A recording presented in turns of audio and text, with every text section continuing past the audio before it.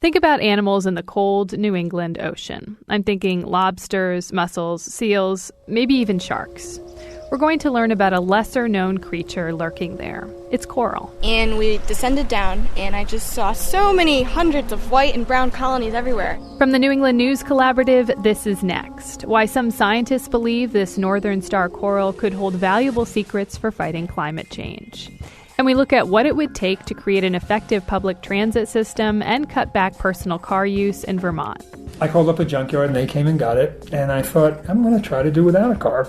Plus, the making of a punk rocker. And I was going to play the drums. Suddenly I had a group, but we had no idea what we were doing. Eventually, they figured it out and inspired future generations of female rockers. It's next.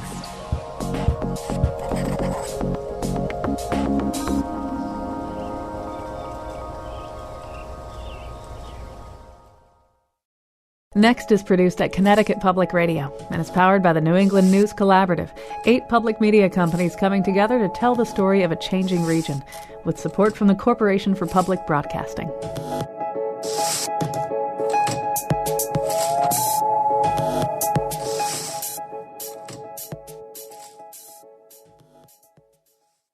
I'm Morgan Springer. Thanks so much for joining us.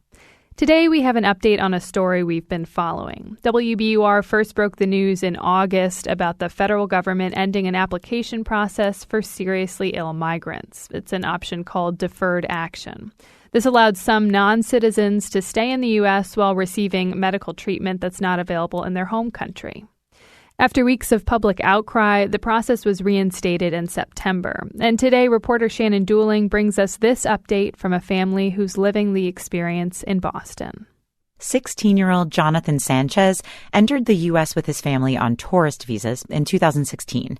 They're from Honduras, and they came to Boston seeking treatment for Jonathan's cystic fibrosis. After extending their tourist visas for as long as they could, their best option was to apply for deferred action on the basis of medical need. Back in August, they got a letter saying deferred action was no longer being processed, and they'd need to leave the country in 33 days or be placed in deportation proceedings. If they deny the program, then I need to go back to my country, and I'll probably die. Because in my country, there's no treatment for CF. Doctors don't even know what's the disease. The only ones who can help me are here in the United States. Stories of other applicants being denied came in from across the country. Massachusetts Congresswoman Ayanna Pressley was instrumental in helping reinstate the process after calling for congressional hearings. And then, a few weeks ago, the Sanchez family finally heard their application has been approved. When he first heard the news, he sighed and felt relieved and said, "Oh, great, now we'll be able to sleep." That's Jonathan's mother, Mariela Sanchez. Since the approval, Jonathan has been admitted into the hospital with a bacterial infection. But his mom says she's relieved because they now have at least 2 years to focus on Jonathan's health in the U.S. without fear of deportation. We are very happy because they heard us, and they are helping us find a solution for our son in terms of health. While the Sanchez family is somewhat optimistic, the situation is murkier for others. The Irish International Immigrant Center filed 19 medical deferred action applications in Boston and is still waiting for decisions on most of them. Anthony Marino heads up legal services for the center. It's hard because we want to be positive, and I'd like to be optimistic, but that we have seen so much from this government that makes us have to question what their actual motives are and whether or not they're being honest. Marino says the majority of his organization's clients are families with sick children battling illnesses like cancer and muscular dystrophy. Since the federal government agreed to reopen pending cases in September, Marino says he's received only 2 responses from U.S. Citizenship and Immigration Services, both approvals, including the Sanchez's. Then we started receiving requests that we resubmit evidence that had already been submitted in several cases. Really, until we see final approvals for each of these families, we don't really know what's going on. Officials with Citizenship and Immigration Services have repeatedly said there is no formal process or program for medical deferred action. Instead, these are simply individual applications submitted at local field offices. Everyone with a pending application as of August 7th has had their case reopened, and they'll be considered on a case-by-case basis, according to an agency spokesman. The Irish International Immigrant Center has a lawsuit pending in Boston federal court, challenging the Trump administration's end of medical deferred action. For the New England News Collaborative, I'm Shannon Dooling.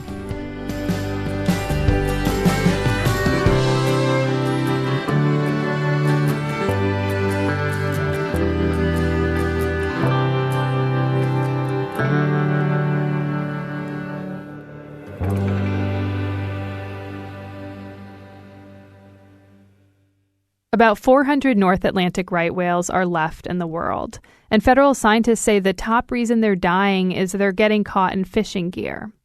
There are new types of gear designed to protect these endangered whales, and there's a movement which is emerging among conservation groups to create a seafood label that would tell consumers if a lobster has been caught using that whale-safe gear.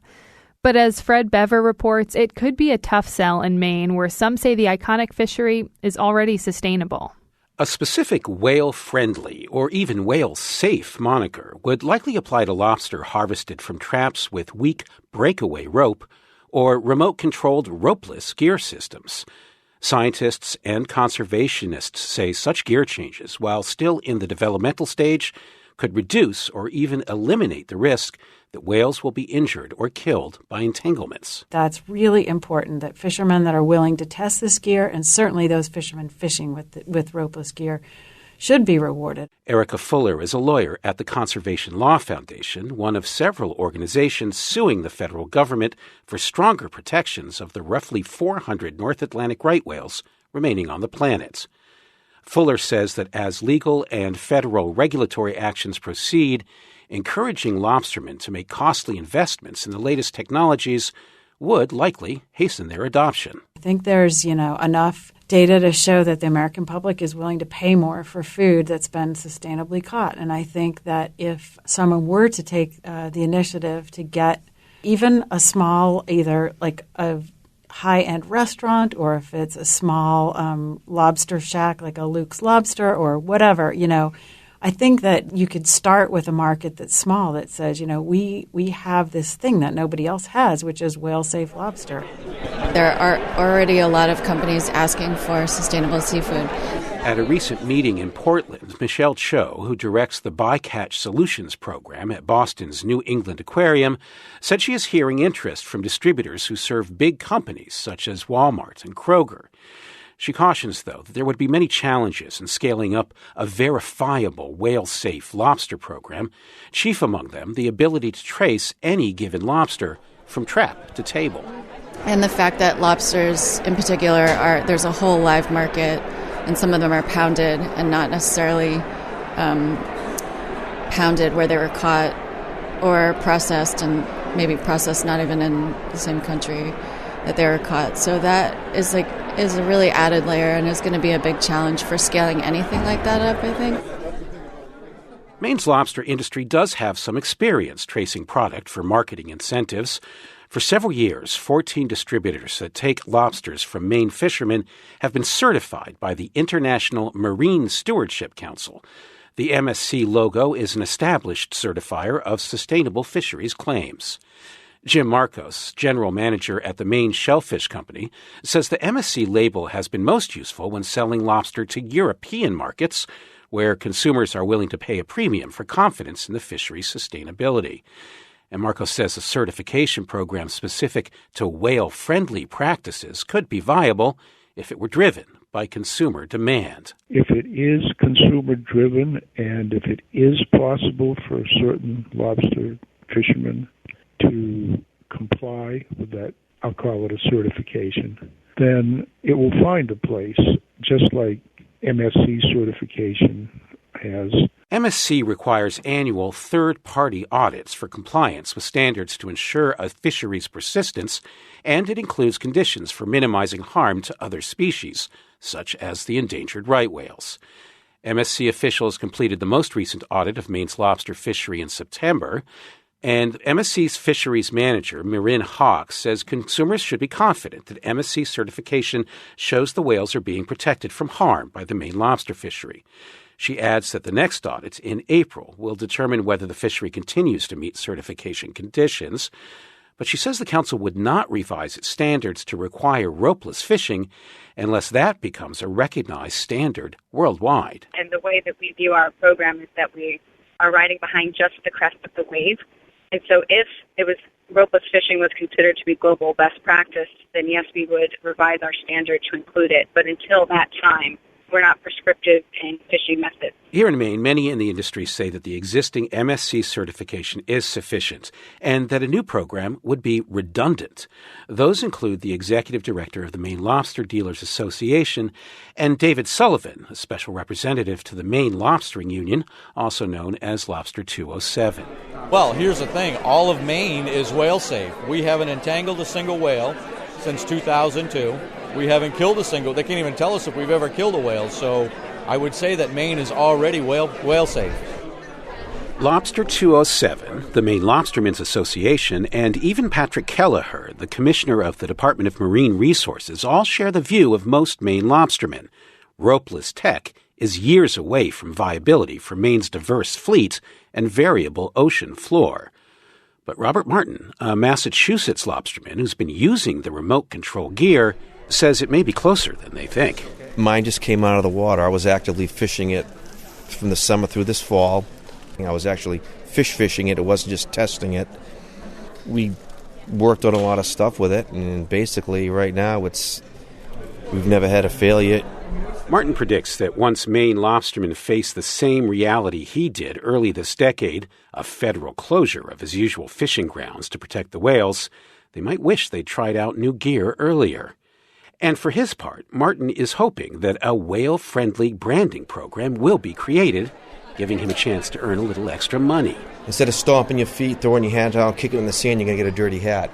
Try it. You don't know. You don't even know it until you try it. We've done it. And conservationists say that under current practices, Marine Stewardship Council certification or not, the Maine lobster fishery poses an unacceptable risk for the whales. And there is at least one other ratings program that agrees. Canada-based Oceanwise labels the Gulf of Maine lobster fishery as not recommended due to the risk for entanglement of endangered whales and turtles. For the New England News Collaborative, I'm Fred Bever in Portland, Maine. There's another creature lurking in New England's cold ocean water. It's coral. As Connecticut Public Radio's Patrick Scahill reports, some scientists now believe one variety, the northern star coral, could hold valuable secrets for fighting climate change. Inside a lab run by the National Oceanic and Atmospheric Administration in Milford, I'm looking at something strange, found right off the Connecticut coast. The coral that exists in Connecticut is called Astrangia poculata. That's Sean Grace, a biologist at Southern Connecticut State University.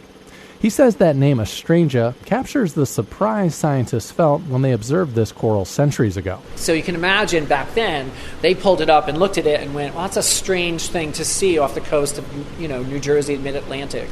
Today, this species of Astrangia, also known as the northern star coral, is dispersed widely.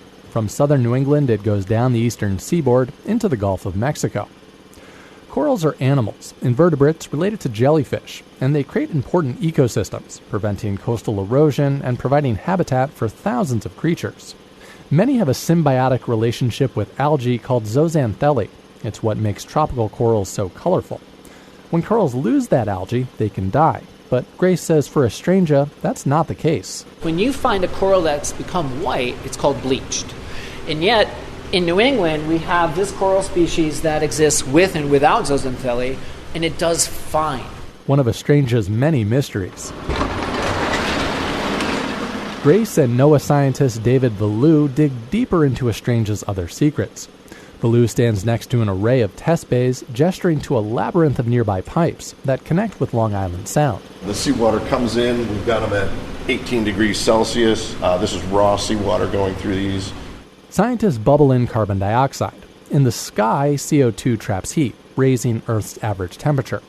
In the ocean, it causes seawater to become more acidic, which can be bad for coral skeletons.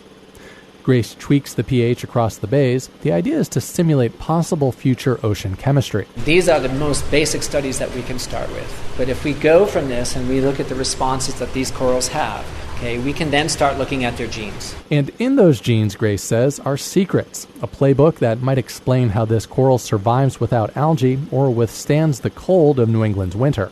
And maybe put those in tropical corals or grow those into tropical corals where they become more resistant to environmental factors that might affect them. To learn more about those secrets, we leave the lab, driving a few miles to a nearby beach. The plan is to collect colonies of Astrangia, which will get sent to Penn State for genetic testing.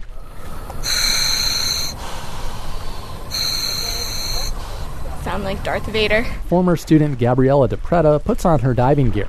She's getting ready to go underwater with Grace and remembers the first time she saw Astrangia on a dive in Narragansett Bay. And we descended down, and I just saw so many hundreds of white and brown colonies everywhere, and it really intrigued my interest because I, as many other people in New England and around the U.S., don't even know that we have coral up here, right, because of these cold temperatures. The pair slosh into the murky ocean, disappearing beneath the water's surface. It's raining, and on the shore, I'm soaked, watching as a buoy tethered to the divers slowly circles an offshore rock. Nearly an hour later, Grace comes back, breathless and apologetic. He lost his dive bag. But we got some, so good enough. He pours out the small handful of coral. He says it's enough material for genetic testing. By now, the beach is abandoned. We're wet and cold. We all want to get inside and warm up. But for a moment, we share this strange sight, a hardy coral resting before us on a cold New England beach, which may harbor secrets that will save tropical corals hundreds of miles away. For the New England News Collaborative, I'm Patrick Scahill in Hartford.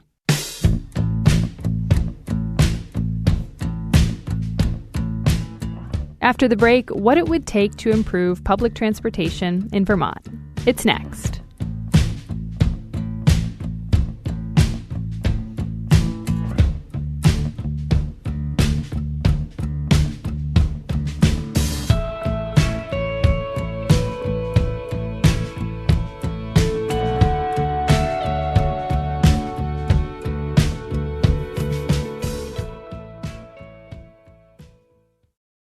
Next is made possible in part by our founding supporters, who believe in the power of collaborative news coverage, including the Common Sense Fund, supporting the New England News Collaborative and its coverage of climate change and the evolving clean energy economy. Support also comes from Douglas Stone and Mary Schwab Stone through the Smart Family Foundation of New York. Welcome back. I'm Morgan Springer. This next story grapples with the big questions surrounding public transportation. How to make it more convenient, how to encourage people to use what's already there, how to just get people to change their habits. We head to Vermont, where a lot of people pride themselves on being environmentally ethical, but there is this ugly truth. More than 43% of Vermont's greenhouse gas emissions come from transportation like cars, trucks, and buses, and it's rising, while public transportation isn't making much headway.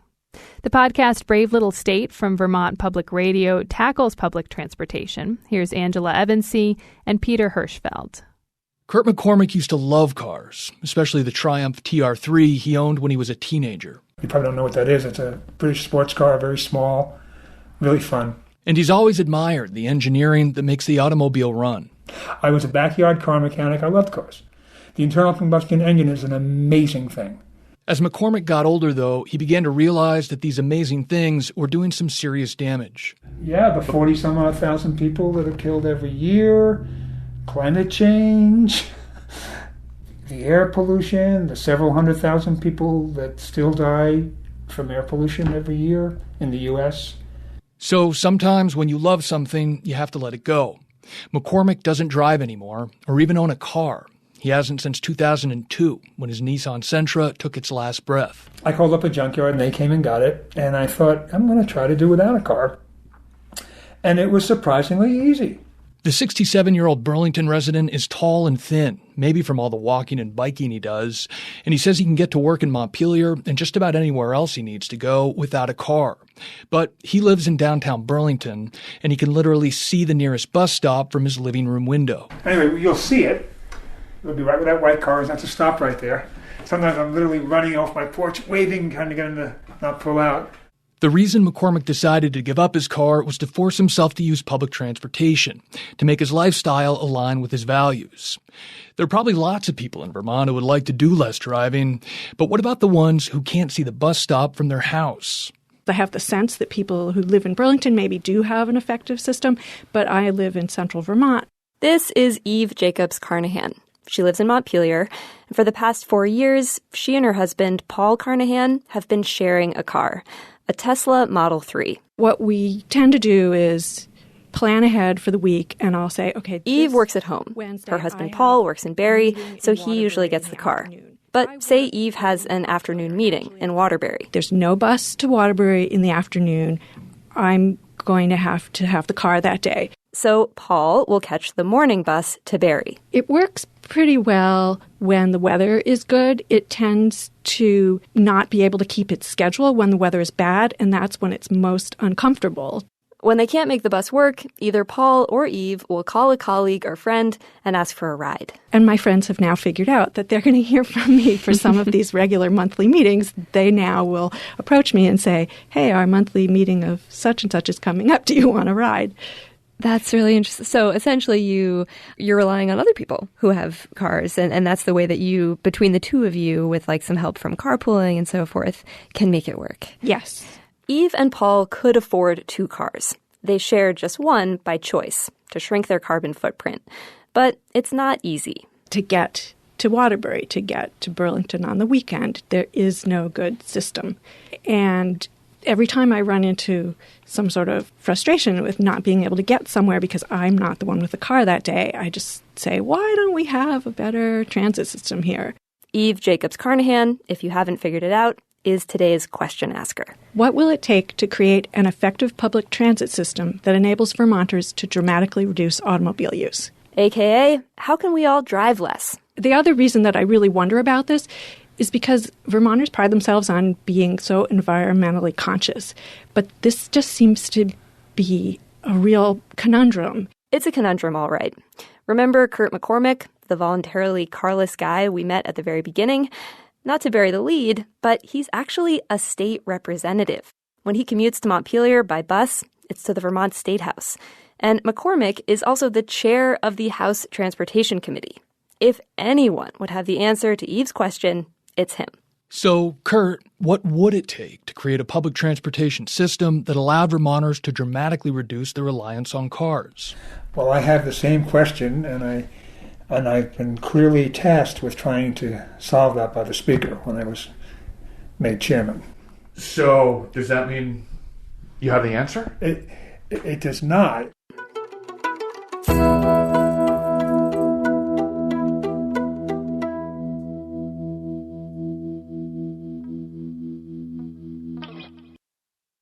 All told, Vermont spends about $40 million a year on public transportation, and it turns out that's pretty high, compared to other rural states at least. There are places that you can live in Vermont without having your own car. Burlington comes to mind. Some of our downtown centers have circulator services. That's Ross McDonald there. What's your current title right now? Public Transit Coordinator and Go Vermont Program Manager. McDonald says one of the reasons he loves his job is that Vermont takes public transit really seriously. Vermont is one of 11 states with more than 40% of its population living in rural areas, and we spend 10 times more on public transit per capita than all but one of those states. Ross McDonald says that money funds a pretty robust network that provided almost 5 million so-called user trips in 2018. Traditional fixed route services are generally in operation along those corridors that justify the investment. A fixed route service is when a public transit vehicle, buses in Vermont usually, travels a designated route on a fixed schedule, like the Montpelier Link Express, which takes the same route from Montpelier to Burlington at the same time every weekday. According to McDonald, the places that justify the investment in these kinds of services are places that have a lot of people or along busy highway corridors. McDonald says that means if you live in a super rural area, you probably won't find a fixed route bus anywhere nearby, and you're probably going to have a rough time getting around without a car. And McDonald says for him, Eve's inquiry begets another interesting question. When I saw the Brave Little State question, I was wondering, would we be interested, even as a population, to consider the nuances, the tax incentives and disincentives, the land use patterns, to generate the revenues to provide public transit service to get everybody to where they want to get to when they want to get there? It's a good question. So, what do Vermonters want from their public transportation system? One of the things that I would love to see as far as bus routes go is a bus that connects St. Albans to Milton. We took this opportunity to ask you, our brilliant audience, how you would improve public transit here. And as always, you delivered. Right now you can take the St. Albans commuter and get to Burlington. You can take the Milton commuter and get from Burlington to Milton, but there's no bus that connects the two.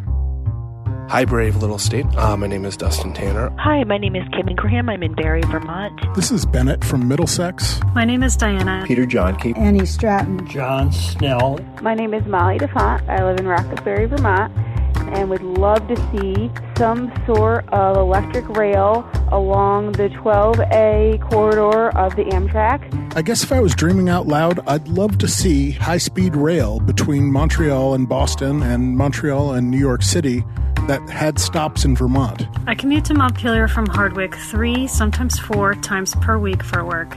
Nothing really exists for this section of the state. I'm an elder in Vermont, in Brandon, and there are few options. And I mean high-speed rail between 320 and 400 kilometers per hour. Truly high speed. That would be fantastic. What's frustrating, I can catch the train at Rutland at breakfast and be in Washington, D.C. by supper time. Yet going to Boston is much more complex. Even going to Montpelier from my town is complicated. I would love to see public transportation offered at least from Burlington through to Montpelier, maybe even further down into the West Lebanon White River Junction area. My dream public transit improvement would be to be able to get on a school bus. School buses travel the back roads, and it would solve the first mile, last mile problem as it's known in public transportation. My ideas for public transit improvement are to be able to walk out to the curb anywhere at any time, stick out my thumb or hold up a sign, and get picked up by the next car that came along. How could that happen? Well, we could select cars that are safe and well-maintained and drivers that are safe and well-maintained, and allow them to become basically public Uber drivers. And with technology, I'm sure we can figure out a way to make it affordable for the state. Why not give people more options to get around? And I'd also love to see some more weekend service. We are looking at change, and we have the opportunity to decide what that change looks like. Thanks so much. Thank you. And I hope this gets on the air. Bye.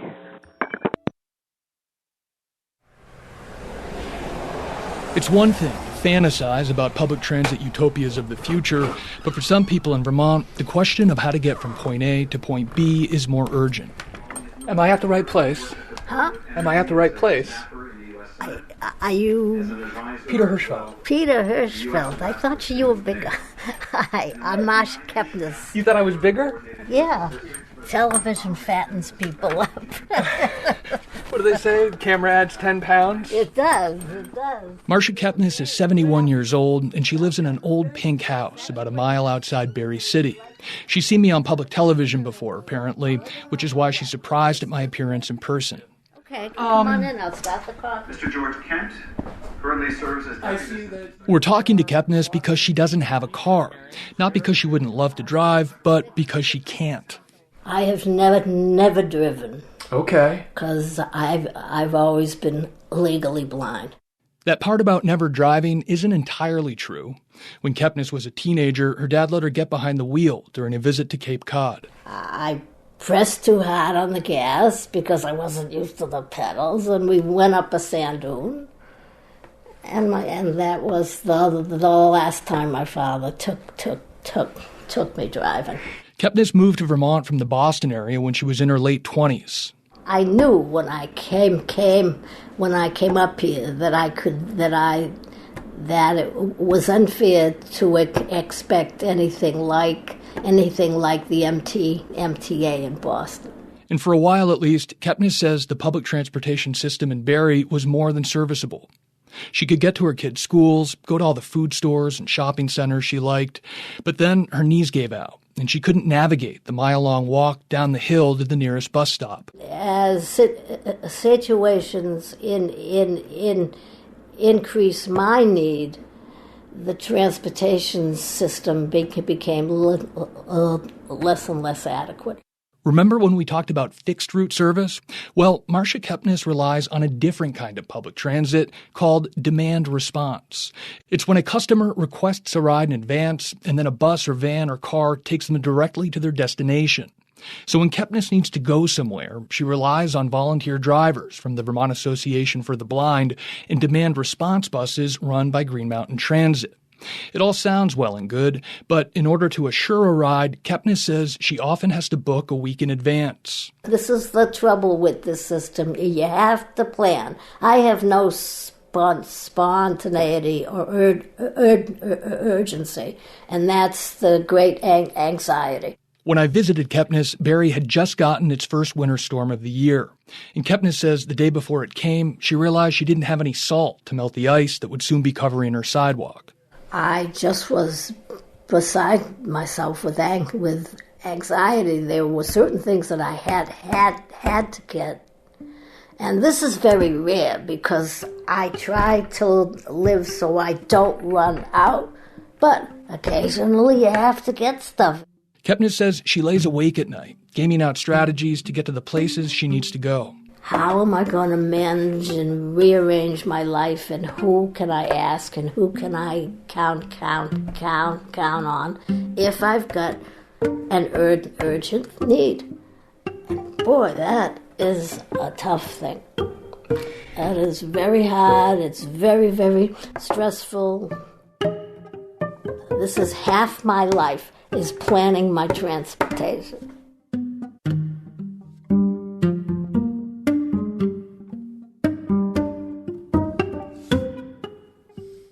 So, we've got people like Marcia Kepnes who need public transportation. And then we've got people like our question asker Eve who want to use more of it. But, like we've heard, the current system isn't really working for either of them. Which brings us back to the question we started with. What would it take to create a public transportation system that actually allows people to drive less or not at all? Angela and I figured the answer to Eve's question would be all about infrastructure. Big engineering projects, shiny new fleets of buses. But it turns out there's another huge variable here: human behavior. And, dare we say it, hypocrisy. The environmental community in Vermont is sizable.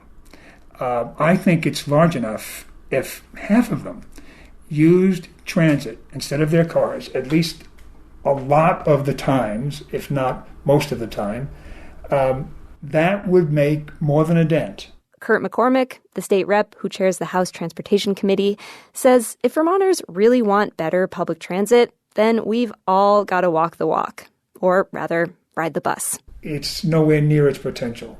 When you see a bus with 30 seats on it and there's only 4 people in the bus, obviously there's a potential for 30 to have seats. McCormick is raising a nagging question here about ridership. It increased steadily in Vermont from 2012 to 2015, but it dropped off in 2016, and according to a new state report, the numbers still haven't recovered. Until they do, McCormick says it'll be almost impossible to convince lawmakers to spend more money on upgrades. It's very difficult politically to put more money into transit if it doesn't look very likely that people will ride that transit. It's the sort of, if you build it, will they come question. This is Rochelle Gould. She's an assistant professor at the Rubenstein School at the University of Vermont. Absolutely, people need to want to engage in low-carbon forms of transportation. They have to want to try something other than their car. Gould studies environmental values and behavior.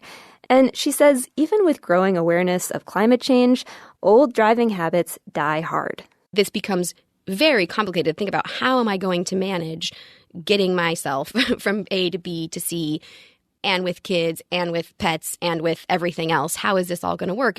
If you own a car, you can probably relate to this. It's the same deal for our question asker Eve and her husband Paul.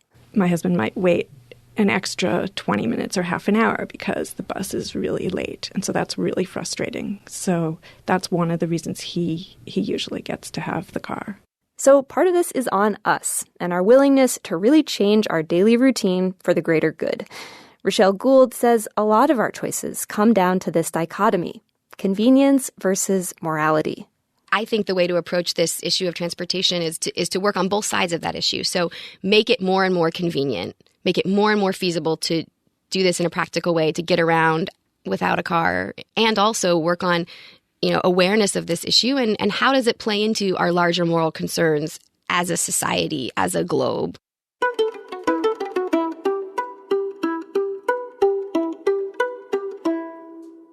That was the podcast Brave Little State from Vermont Public Radio. To hear the rest of the episode and how to make a dramatic transportation change, head to vpr.org.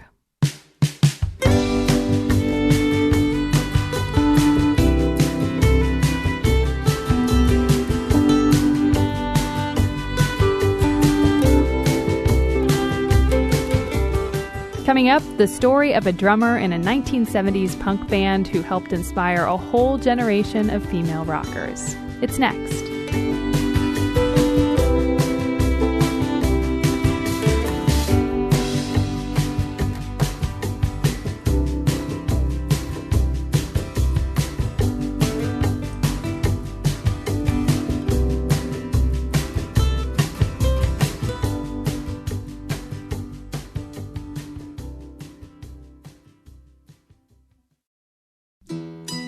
Next is made possible in part by our founding supporters who believe in the power of collaborative news coverage, including the John Merck Fund, supporting the New England News Collaborative and its coverage of climate and clean energy.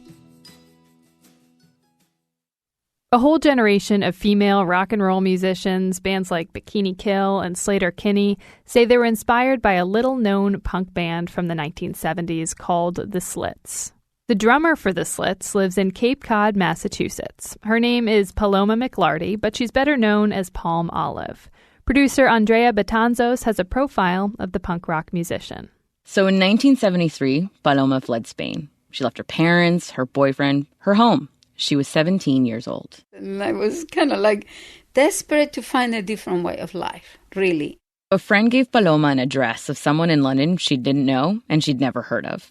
First time ever on a plane, and she just showed up on their doorstep. So I knocked on their door, and they were shocked to see this girl there. Like, what are we going to do? I had no idea about anything. They gave me a bowl for cereal and milk, and I didn't know that you put the two together. I had no clue. España cumple en los momentos actuales su destino. Back in Malaga, Paloma had grown up under the last reverberations of Francisco Franco's dictatorship. Culturally, it was very repressive, conservative, Catholic. I remember one time bringing a book home, and there was a discussion about how that book couldn't be in the house because it was forbidden.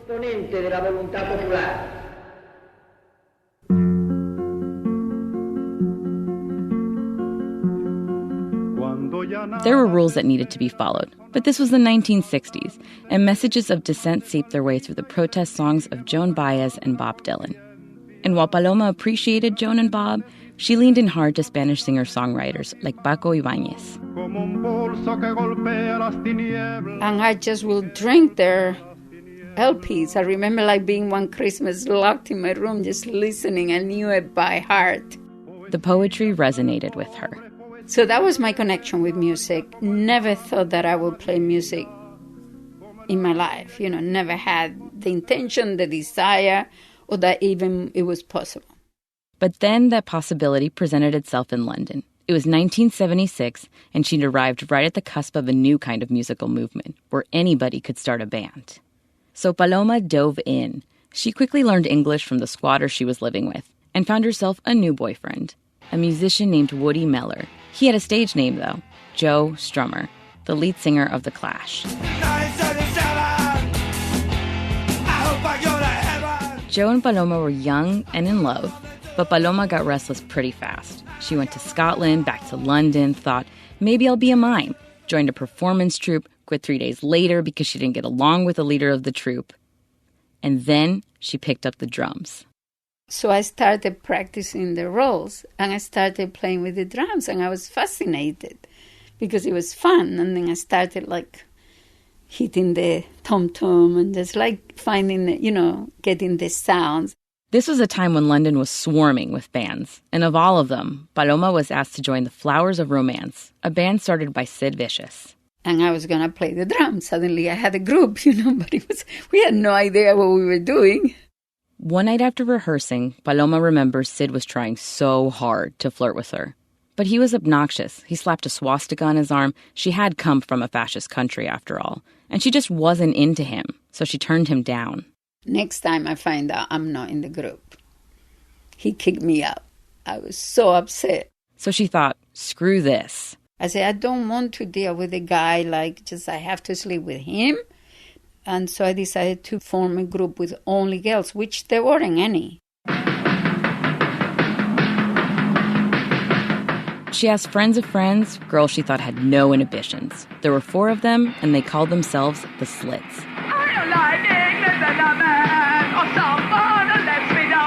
There was Ari Up on vocals, Viv Albertine on guitar, Tessa Pollitt on bass, and Paloma on drums. They bleached and they teased their hair as high as it would go. Paloma wore a bright red miniskirt, stilettos in the middle of the day. If we weren't practicing, we were talking about who we wanted to become. So it was all-consuming. We had no jobs. We lived in a squat, so we didn't have to pay for anything. We lived very simply. They were living and breathing punk. We would buy fish and chips here and there, or a bar of chocolate or something. That was our food. We hardly ate. We were consumed by the group.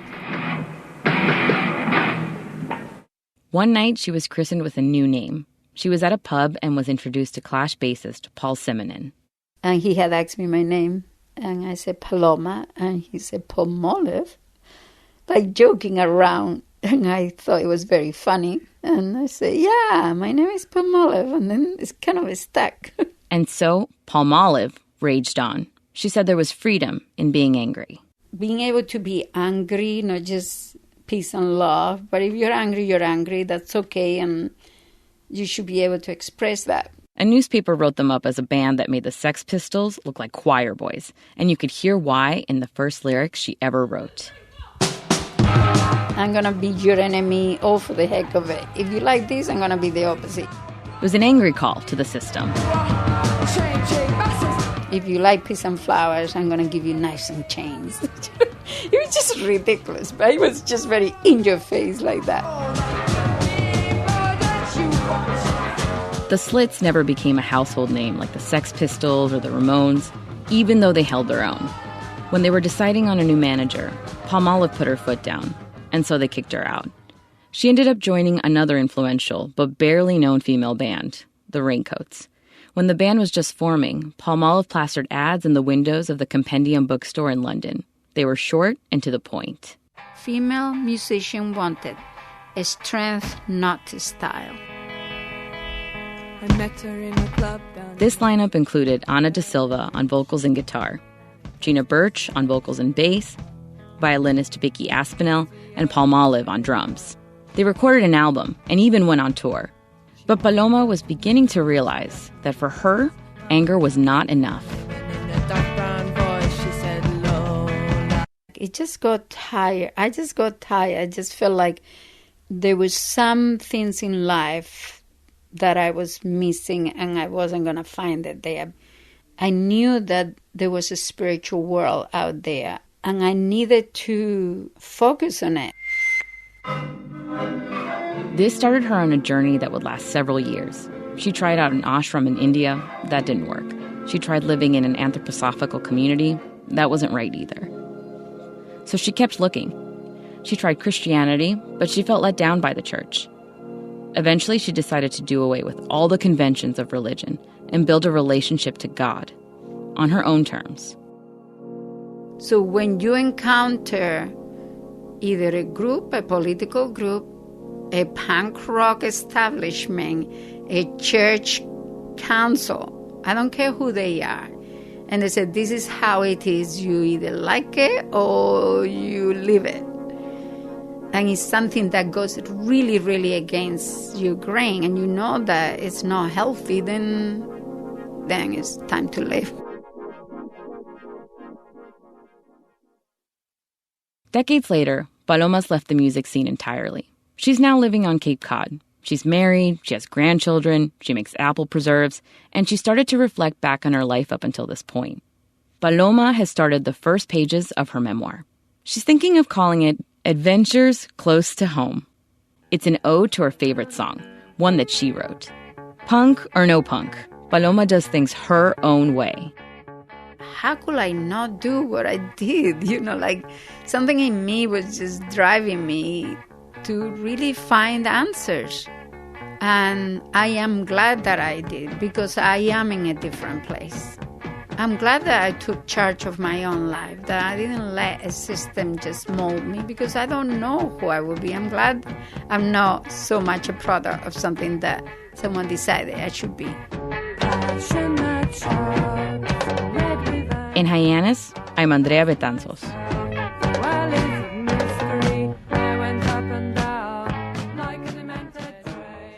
You can find out more about Palmolive and the Slits. There's a documentary film, Here to Be Heard, the story of the Slits. We'll have a link to the trailer at our website, nextnewengland.org. This piece comes to us from Atlantic Public Media's training program, the Transom Story Workshop in Woods Hole, Massachusetts. We're going to leave you with a sound that's a bit more Nashville than New England. John Widgren is one of the most in-demand pedal steel guitarists in country music, and he lives in Connecticut. Here's an audio postcard from Connecticut Public Radio's Diane Orson. 1, 2, 3.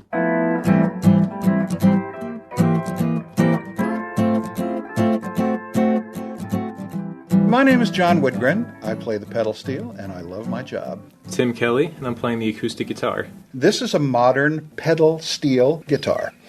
It's the most modern iteration of what we call the old Hawaiian guitars.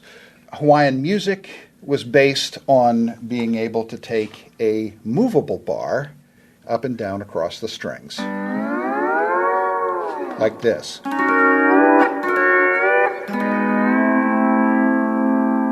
The more modern instruments then have a series of levers on the underside that are attached to rods, so that when I hit a pedal or a knee lever, what it does is it stretches the string.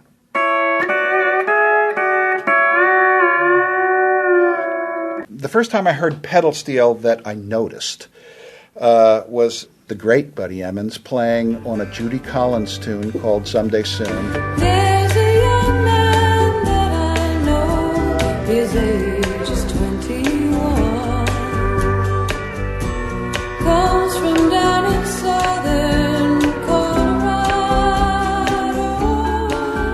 And hearing that tune and that music in that context hit my heart like an arrow. Here's the thing. The pedal steel, the way it moves, it emulates the human voice. To me, I think the sort of deeper connection to the music comes through its being related to the human voice.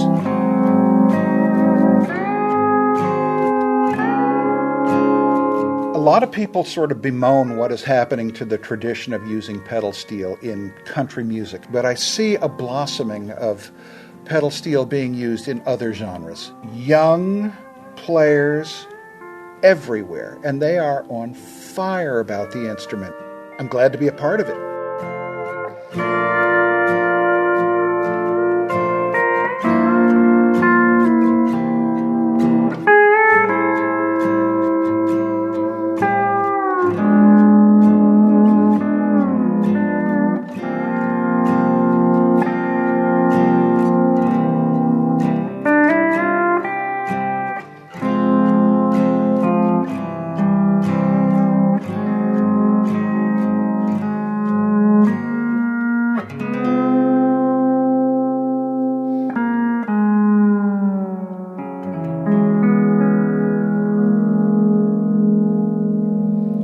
abbreviated version. Beautiful. Thank you.